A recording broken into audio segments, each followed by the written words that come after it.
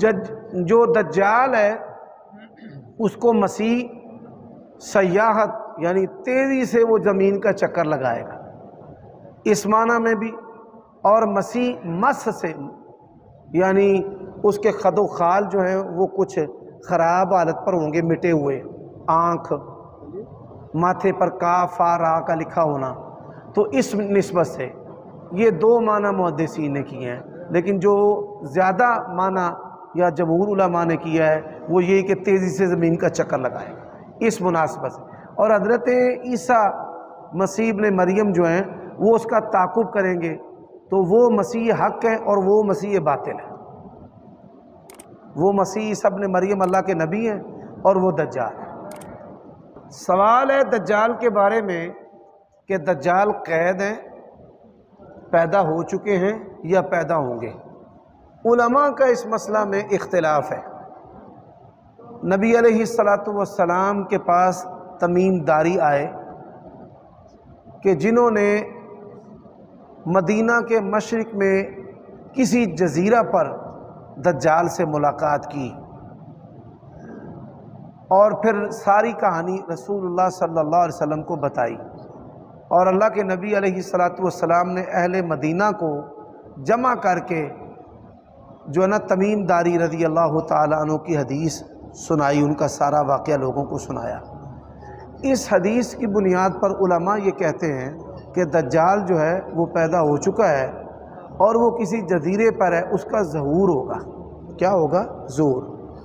اب ایک دوسری حدیث ہے، نبی علیہ السلام نے فرمایا مدینہ شریف میں، ما من منفوسہ، جو بھی ذی نفس اس وقت روئے زمین پر ہے 100 سال کے بعد اس پر موت آ جائے گی، اور اس حدیث سے دجال مستثنا نہیں ہے۔ اب ہمارا حدیث پر اور حدیث کے ظاہر پر ایمان ہے کہ وہ پیدا ہوا، اس کے ساتھ بعض لوگوں کی ملاقات ہوئی اور اس ملاقات کی تصدیق نبی کریم صلی اللہ علیہ وسلم نے کی، اور پھر اس کے بعد اس پر موت آئی، اور دوبارہ جو ہے وہ اس کی پیدائش ہوگی یا وہ ظاہر ہوگا، اس کو اللہ تعالیٰ ہی جانتا ہے، کیونکہ قرآن مجید کے اندر ہے نا گدھا، اس کو اللہ تعالیٰ نے اسی گدھے کو 100 سال کے بعد دوبارہ زندہ کر لیا۔ اللہ نے کہا کہ اس کی ہڈیوں کو دیکھ، کیف ننشزھا ثم نکسوھا لحما۔ تو ہم یہ کہتے ہیں کہ حدیث میں جو ہے ہمارا اس ظاہر پر ایمان ہے، دجال آئے گا۔ اب آنے کا جو اس کی کیفیت ہے کہ وہ مر کر دوبارہ زندہ ہوگا، دوبارہ اس کی پیدائش ہوگی، اس میں فرق ہے۔ مر کر دوبارہ زندہ ہونا یہ ایک الگ چیز ہے، اور ولادت یعنی بچہ پیدا ہوگا اور پھر وہ جوان اور بڑا ہوگا، یہ ایک الگ چیز ہے۔ تو ہم یہ کہتے ہیں کہ دجال کے ظہور پر ہمارا ایمان ہے۔ اب وہ کیسے آئے گا؟ دوبارہ زندہ ہو کر آئے گا یا اس کی ولادت ہوگی؟ یہ اللہ ہی جانتا ہے۔ ان دو بحثوں کی وجہ سے ظہور دجال کی تعویل کرنا یا انکار کرنا یہ جہلا کا کام ہے۔ عذاب قبر ہوتا ہے، اسی گڑھے میں ہوتا ہے۔ اچھا جی کیسے ہوتا ہے؟ ہمیں نہیں پتہ، اللہ کو پتہ ہے۔ وَمَا أُوتِيتُم مِّنَ الْعِلْمِ إِلَّا قَلِيلًا۔ اللہ تعالیٰ نے ہمیں اس کا علم تھوڑا دیا ہے۔ کیوں تھوڑا دیا ہے؟ نبی علیہ السلام نے فرمایا کہ اگر اللہ تعالیٰ تمہیں عذاب قبر سنا دیتا تو تم اپنے مردوں کو دفنانا چھوڑ دیتے۔ استثنائی جو صورت ہے اس پر کوئی مضبوط دلیل نہیں ہے۔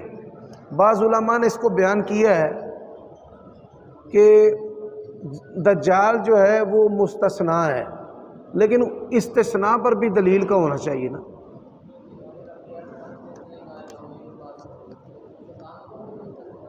نہیں، وہ تو نص موجود ہے نا اس کے استثناء پر، دجال کے استثناء پر نص نہیں ہے۔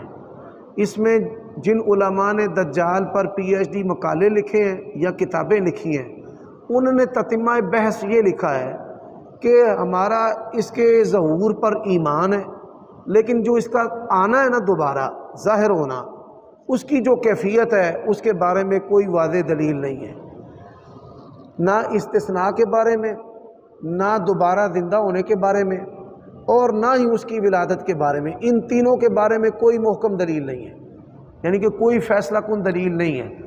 یہ تینوں علماء کے موقف ہیں۔ بعض علماء کہتے ہیں کہ اس کو استثناء حاصل ہے، بعض علماء کہتے ہیں ولادت ہوگی، بعض علماء کہتے ہیں کہ وہ دوبارہ ظاہر ہوگا، یعنی اس کو دوبارہ زندہ کیا جائے گا، جیسے عزیر علیہ السلام کے گدھے کو۔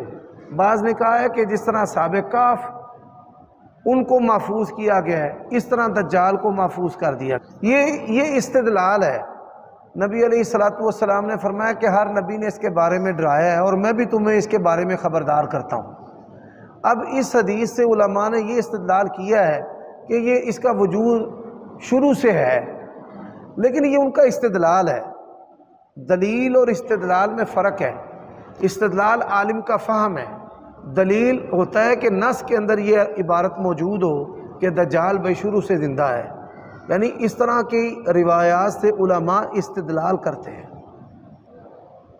بعض علماء جو ہے نا، وہ جو یہ حدیث ہے نا کہ نبی علیہ السلام جو ہے وہ کہتے ہیں کہ جو بھی ذی نفس چیز ہے وہ 100 سال کے بعد اس پر موت آ جائے گی، وہ اس حدیث سے بھی اس کو نا مستثنیٰ ثابت کرتے ہیں، اور اس کے استثناء کے لیے اس حدیث کا انطباق جو ہے وہ ذی نفس سے مراد انسان لیتے ہیں، یا ثقلین لیتے ہیں، یا ذی نفس سے مراد صرف انسان لیتے ہیں۔ یہ ایک لمبی چوڑی بات ہے۔ اس کی میں ایک اور مثال دیتا ہوں۔ جیسے عذاب قبر کے بارے میں اعادہ روح کی بات ہے کہ عذاب کا تعلق روح بدن دونوں کے ساتھ ہے، لیکن اب روح کا جو اتصال ہے وہ اعادہ کے ساتھ ہے یا بدون اعادہ ہے۔ اب بعض محدثین نے تو عادو روح فی جسدہ والی روایت کو ثابت مانا ہے، حدیث براء بن عازب ابو داود کے اندر ہے، تو وہ کہتے ہیں اعادہ روح ہوتا ہے، اور بعض محدثین کے نزدیک وہ اس روایت کو ضعیف مانتے ہیں، وہ کہتے ہیں یہ ثابت نہیں ہے، اتصال روح ہے، روح کا اتصال ہے، کیسے ہے اعادے کے ساتھ بدون اعادہ ہم نہیں جانتے۔ ایسے ہی دجال کے بارے میں قادیانیوں سے بڑی لمبی چوڑی ہماری باتیں ہوئی ہیں، اس بات پر آ کر وہ لاجواب ہو جاتے ہیں کہ کیفیت جو ہے نا وہ نہیں ہمیں پتہ کہ وہ کیسے ظاہر ہوگا، ظاہر پر ہمارا ایمان ہے، اس پر آ کر پھر ان سے کوئی بات نہیں بنتی۔ واللہ عالم بالصواب، اللہ تعالیٰ اس پر بہتر جانتے۔ آج کل سوشل میڈیا پر ایک ویڈیو ہے کہ جس بچے کی ایک آنکھ ہے، بچپن سے ہم ایسی تصویریں اور ایسی ویڈیوز جو ہیں وہ دیکھتے آ رہے ہیں کہ یہودیوں کے ہاں ایسا بچہ پیدا ہو گیا اور وہ چھپاتے پھرتے ہیں۔ قیامت کی نشانیوں کی 3 قسمیں ہیں، حافظ ابن کثیر رحمہ اللہ کی کتاب اشراط الساعہ، وہ پڑھیں۔ اسی طرح مسجد نبوی کے امام ہیں شیخ حذیفی، انہوں نے بھی علامات قیامت یعنی اشراط الساعہ اس پر مواد کو جمع کیا ہے، جس کا خلاصہ یہ ہے کہ قیامت کی نشانیاں چھوٹی، درمیانی اور بڑی۔ ابھی تک چھوٹی پوری نہیں ہوئی،